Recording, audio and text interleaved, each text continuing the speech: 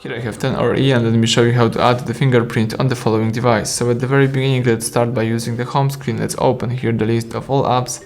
Here you need to scroll down and choose settings. Then you need to scroll down again and select here security and location. Let's choose here fingerprint. Let's tap next. Before you add the fingerprint, you need to set up some backup method. It could be pattern, pin or password, so let me use pattern. You can also require pattern to start up the device. Let me choose no in my case. Let's draw the unlock pattern. Let's do it twice just to confirm it.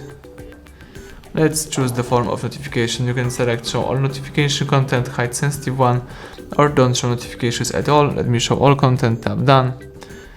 Alright, now you need to touch the sensor. The sensor is located at the back of the device right here.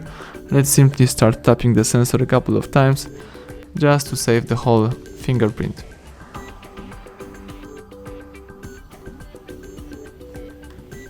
Alright, it's almost done. That's it. Tap done and now you can lock your device by using the power key.